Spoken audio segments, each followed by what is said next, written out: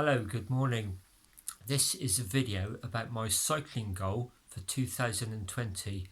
It's a 1300 kilometre DIY Audax, which I'm calling Never Eat Shredded Wheat 1300. So let me try and explain.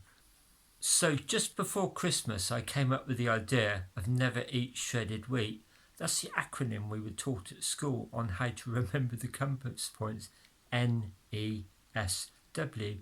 I thought, why not use my house as a central control point, sleep control in effect, to ride 300 kilometres north, 300 kilometres east, 300 kilometres south, 300 kilometres west. I also got the idea partly from a technique we used to use at Royal Mail called starbursting, whereas instead of walking from A to B carrying a heavy weight or replenishing your weight at various stop-off points along the route, we would use a van to go out, park in a central point, and then just go off and do dog legs with much lighter pouches. The difference in energy expenditures was just phenomenal, and so that's the point of using my house as a central control point, almost as a hub to do these separate spokes. In other words, I don't have to carry as much equipment with me, and I've always got this central hub to come back to. So it's based on the starbursting principle. So you may have noticed 4 times 300 makes 1200 kilometres. I was going to do 1200 kilometres until just a couple of days ago. Then I got thinking, if I added on an extra 100 kilometres, I can actually make it easier for myself, more enjoyable really. So that sounds a bit counterintuitive, so let me explain. Audax time allowances are based on maximum and minimum speeds, and there's different bands. This little table will show you what they are. But in effect, if I just go from 1299 into 1300 kilometres, the minimum speed requirement drops from 13.3 kilometres per hour down to 12. That doesn't sound much, but over 1300 kilometres that would give me an extra 18 hours. 18 hours to do an extra 62 miles.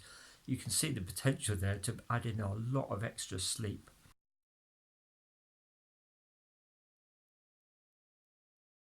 Next up was, where am I going to fit that extra 100 kilometres in?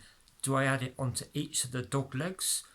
And what I've decided, no, I'm actually going to add it onto the western dog leg at the end, which is going to make that very, very long. What I'm going to do on the final leg when I leave Bath, I'm going to ride, instead of originally I was going to go Bath to Lantwick Major and come back, I'm now going to go to Mumbles Pier on the other side of Swansea Bay. It's a Victorian pier, and I actually quite like that as a destination point.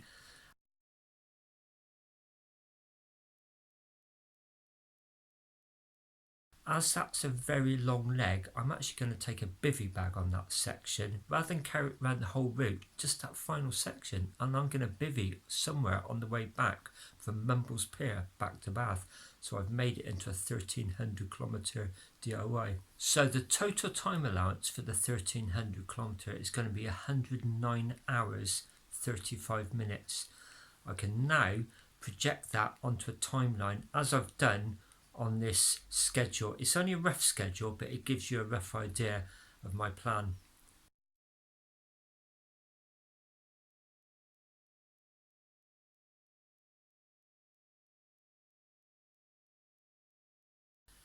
I've found through experience riding these DIY Audaxes by myself, you have to figure out ways to manage your time. On a calendar event, you can use the control opening and closing times as a way to gauge how you're doing. I mean, obviously if you get to a control just after it's open, you're doing really well. If you get there near the end of the control, you know you need to maybe increase your speed a little bit. You don't have that ability on DIYs. You have to figure out a different way of managing your time. I've mentioned it on a few of my previous videos. I would actually work out my time allowance, and then I would project that onto a timeline.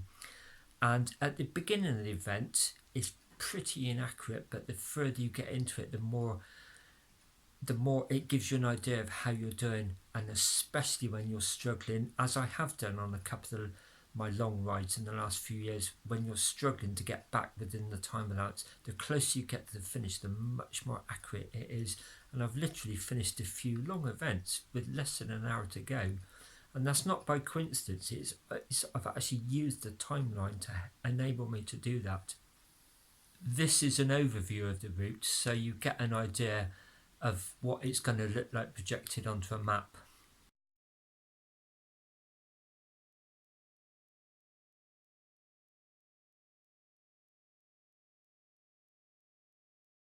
So the route in effect goes from my house in Bath north to Bridgenorth, comes back to my house for some sleep, change of clothes and some food.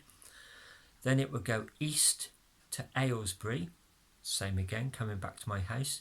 Then it would go south to Portland Bill. I think that's going to be the hardest section. I can't guarantee that, but I think terrain-wise it's going to be the hardest.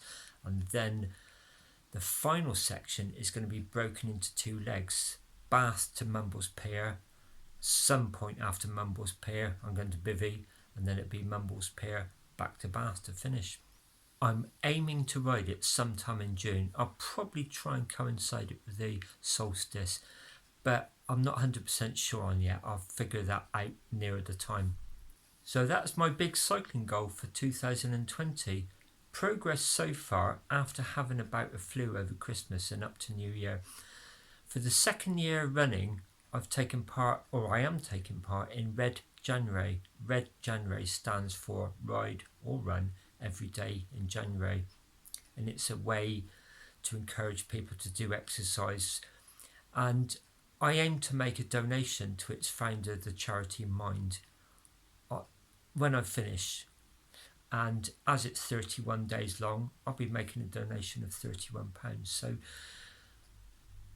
So far I've done 3 DIY 200s, a couple of local rides, and the rest has been on the turbo trainer. And I found last year that set me up so well for when the days started getting longer, February, March, April. I just felt the transition from 200 up to 300 kilometres was so much easier than normal. So I'm hoping that pattern is going to repeat itself this year. So that's the progress so far. I'll do some more updates between now and when I ride. As usual, thanks very much for watching, and till next time.